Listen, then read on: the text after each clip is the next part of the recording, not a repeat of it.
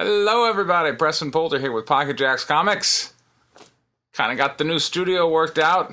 It's time to talk about Robotech. So, this is gonna be Robotech Remix number 2. I'm gonna say I miss the Macross saga. And, so we have, as I talked about last time, info card, we have a new writer, Brendan Fletcher, and he's taken the show in a different direction. The only similarity this has to Southern Cross, which is the traditional Robotech, season 2 sequel to Macross, or season 1, is that we're following Dana Sterling. And even that, I mean, sadly, part of the reason why Southern Cross wasn't the best is that Dana Sterling is not the most compelling character. She's kind of whiny. But Brendan Fletcher has kind of changed that a bit, but you'll see as we get into it. All right, so we start off, and Rick Hunter is missing. And we have Commander Leonard, who was always portrayed as being kind of a jerk back in the show.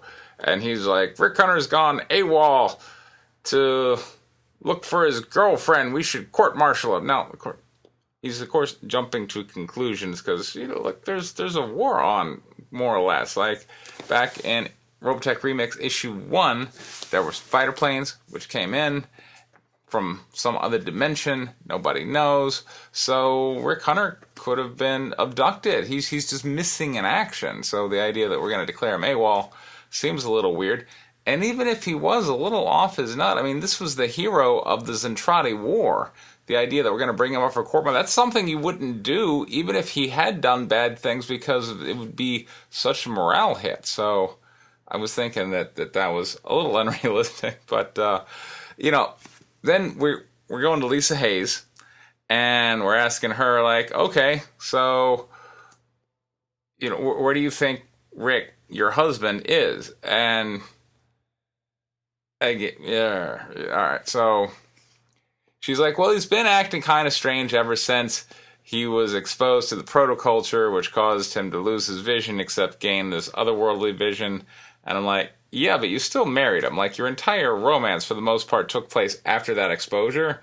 So, from your point of view, if we really just take your statement apart, it's, he's been acting weird except for all the time I've known him, right? Like, I'm sorry. The entire frame of your reference of your relationship has been during this post-Protoculture exposure time, including marrying the guy, which was really shoehorned in there at the end of, like, the, Robotech issue 25, where, oh yeah, and they get married. Anyway, that was, wow. But the writing of this comic is they don't have the strong Macross saga to fall back on, and I fear it's kind of beginning to flounder.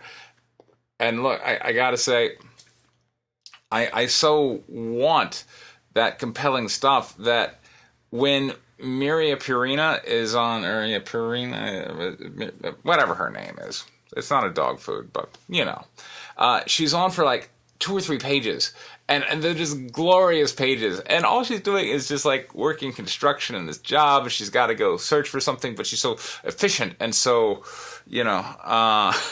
like almost comical in how just very much a Zentradi warrior she is. It's kind of like Worf back in The Next Generation. He's tasked to do some janitorial work, but I'm Klingon doing it. So the warrior doing this menial task, but of course she discovers someone who's up to no good, and they get in a fight, and she's genetically engineered to be better. So she's duking it out with this guy, and I'm like, okay, now I'm starting into the story, and then we cut to teenagers coming home from school, and these characters aren't even. What's weird is that Brendan Fletcher, at the end of like Robotech 25, all the characters from all the seasons, as well as all like the extra content stuff, were just thrown together. So he had just this smorgasbord of characters to choose from. And instead, as far as like, he's introducing new characters, like these teenagers. Like, I don't remember them at all from the show.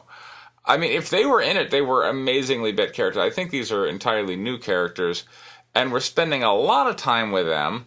And they walk home from school, and they're like, "Oh, hey, so there was a wreckage of some mecha. Maybe we should go check." I'm like, if you were the kind of person, even if you're not the kind of person who wants to go, on a quest for technology, if some alien spaceship crashed over yonder, you telling me you're not going to go look at it? I mean, come on. So, again, the writing is rubbing me a little bit the wrong way.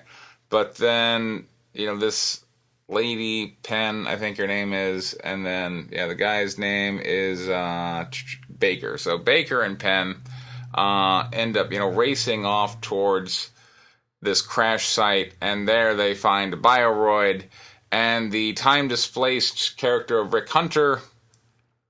How come the military didn't find this?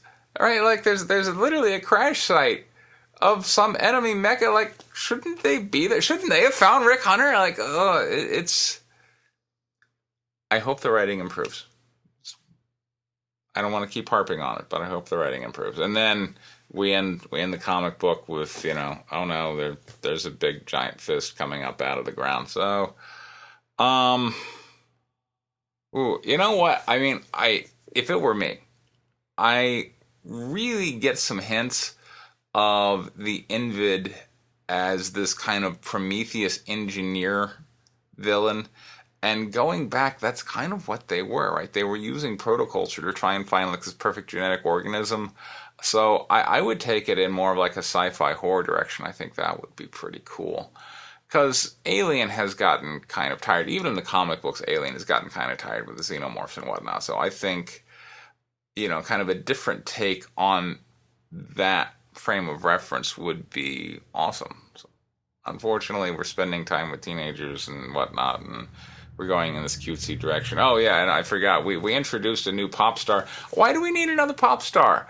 Right, from the original, we had Lin Minmay, and then in season 3 we had Yellow Dancer. We introduced this new character I've never heard of, and the military's like, oh wait, because we're under attack, they're treating her like a military asset, and then they're freaking out that Rick Hunter's searching for his girlfriend, who's obviously a military asset because she's the one who defeated the Zentradia Marta through the power of J-pop. Anyway, I hope issue 3 gets better.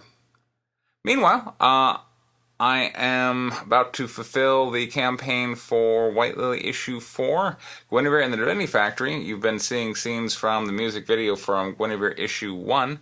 I'm going to be launching issue 2 in late December, so stay tuned here for news of that. This has been Preston Polt with Pocket Jacks Comics. Thank you very much for your time. Take care.